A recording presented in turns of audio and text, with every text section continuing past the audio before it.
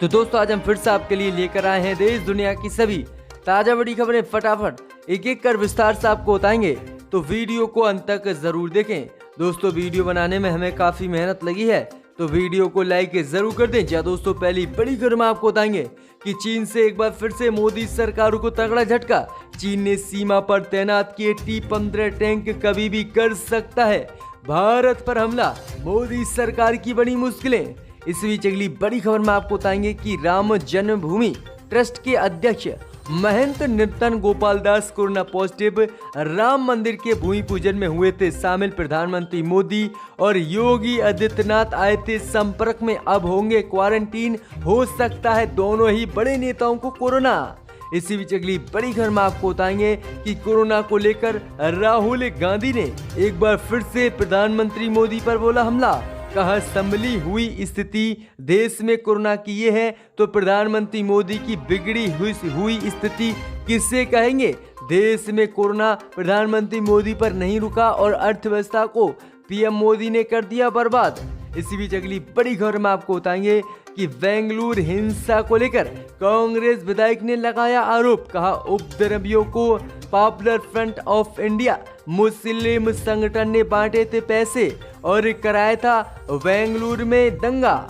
इसी बीच अगली बड़ी खबर में आपको बताएंगे कि राजस्थान की गहलोत सरकार के खिलाफ अविश्वास प्रस्ताव आज लाएगी बीजेपी ने किया दावा, अशोक गहलोत के पास नहीं है बहुमत।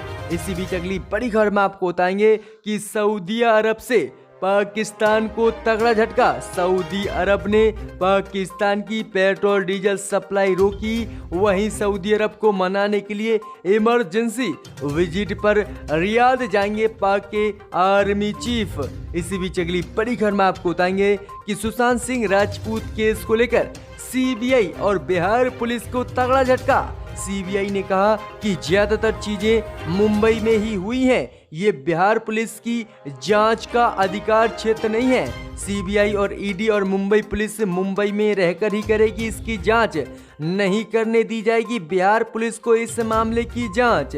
इसी बीच अगली बड़ी खबर में आपको बताएंगे कि मध्य प्रदेश सरकार ने जारी किए मुहर्रम को लेकर नई गाइडलाइन, ताजिया बनाने पर शिवराज सिंह चौहान ने लगा दी रोक। कहा अगर कोई ऐसा करता पाया जाए तो प्रशासन करे उसके खिलाफ तत्काल कार्रवाई। तो दोस्तों सभी खबरों को विस्तार से आपको बताएंगे, तो वीडियो को अंत तक जरूर देखें। इसी बीच बढ़ते दोस्तों पहली बड़ी खबर की ओर, तो भारत और चीन के बीच एक बार फिर से बड़ा तनाव। चीन ने सीमा पर तैनात किए T-15 टैंक। जी दोस्तों आपको बता दें ये काफी बड़ी खबर सामने निकल कर आ रही कि भारत और चीन के बीच लगातार तनाव बना हुआ है।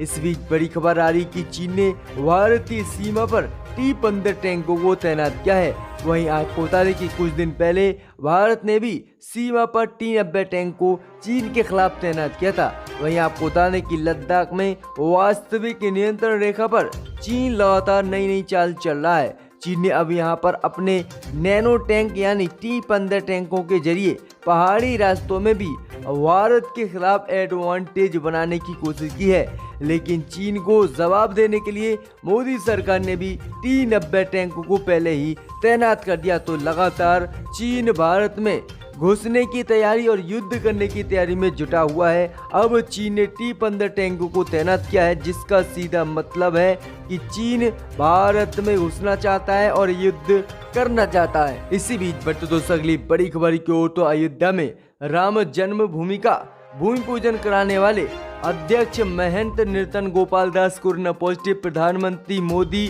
सहित योगी आदित्यनाथ मिले थे, सभी होंगे क्वारंटीन। जब दोस्तों आपको बता दें कि कृष्ण जन्माष्टमी के मौके पर मथुरा पहुंचे श्री राम जन्मभूमि तीर्थ ट्रस्ट क्षेत्र के अध्यक्ष महंत नृतन गोपाल दास कोरोना पॉजिटिव पाए गए हैं। उनकी तबीयत अचानक बिगड़ गई, सर्दी और बुखार, सांस लेने में दिक्कत थी, जिसके बाद उन्हें ऑक्सीजन लगाया गया और अस्पताल में भर्ती कराया गया।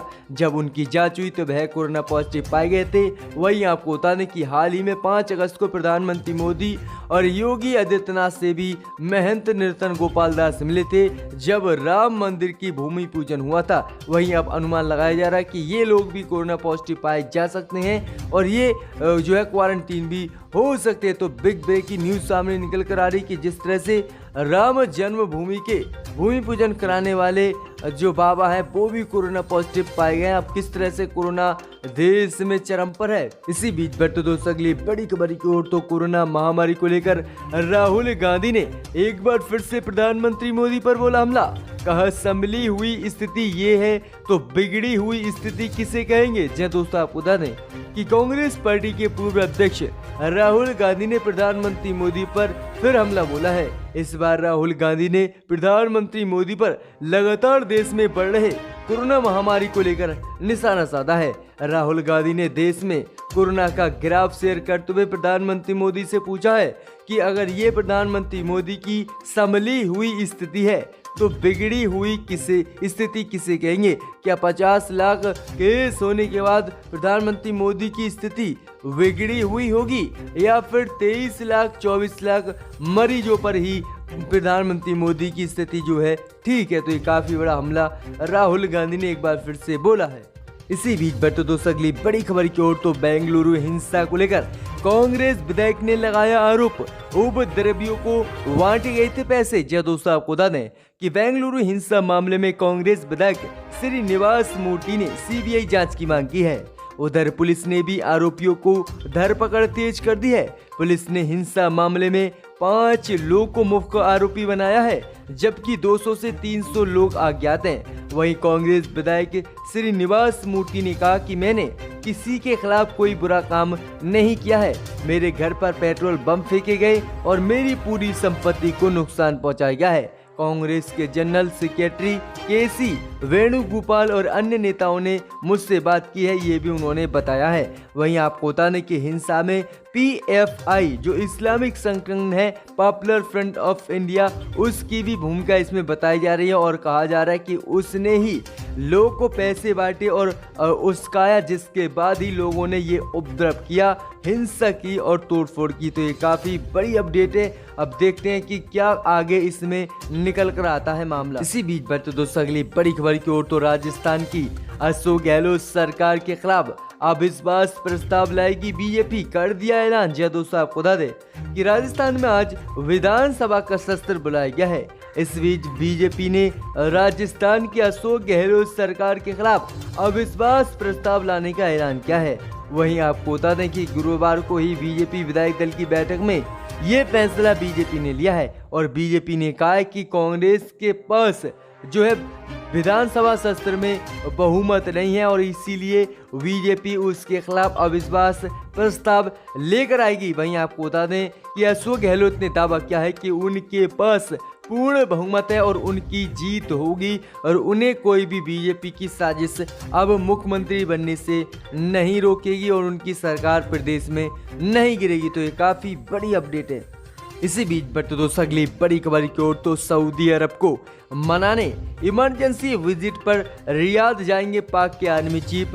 सऊदी ने पेट्रोल डीजल की पाकिस्तान की सप्लाई रोकी। जय दोस्तों आपको बता दें कि पाकिस्तान और सऊदी अरब के रिश्ते टूटने की कगार पर हैं। इसकी वजह पाकिस्तान के प्रधानमंत्री इमरान खान और विदेश मंत्री शाह महमूद कुरैशी की कश्मीर को लेकर बयानबाजी है।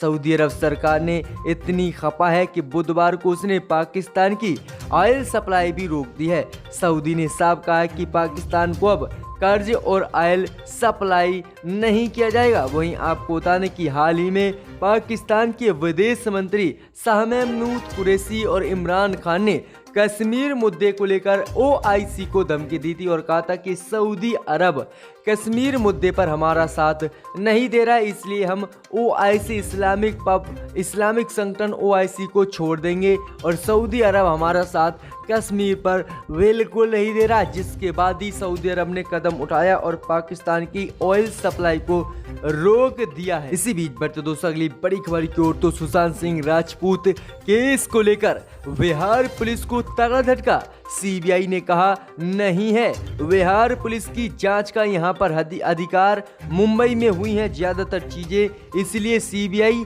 और मुंबई पुलिस ही करेगी इस मामले की जांच। जय दोस्तों आपको बता दें कि सुशांत सिंह राजपूत केस में उनकी गर्लफ्रेंड रिया चक्रवर्ती की याचिका पर सुप्रीम कोर्ट ने फैसला सुनाया है। रिया पर पटना में दायर FIR को मुंबई ट्रांसफर करने की बात कही गई थी।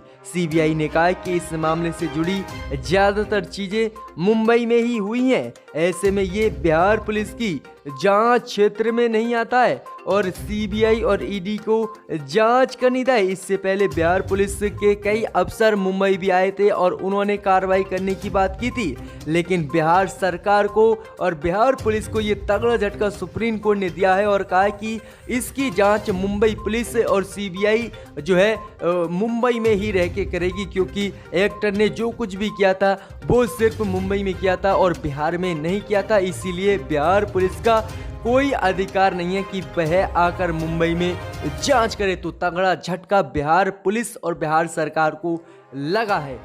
इसी बीच बढ़ते दोस्तों अगली बड़ी खबर की ओर, तो मुहर्रम के त्योहार को लेकर मध्य प्रदेश सरकार ने जारी की नई गाइडलाइन, ताजिया बनाने पर लगा दी रोक। जहां दोस्तों आपको बता दें कि हाल ही में मुसलमानों के त्योहार मुहर्रम आ रहे हैं और मुहर्रम पर ताजिया बनाकर मुसलमान अपने इस त्योहार को मनाते हैं। वहीं अब इसी को लेकर मुख्यमंत्री शिवराज सिंह चौहान और मध्य प्रदेश सरकार ने एक नई गाइडलाइन जारी की है।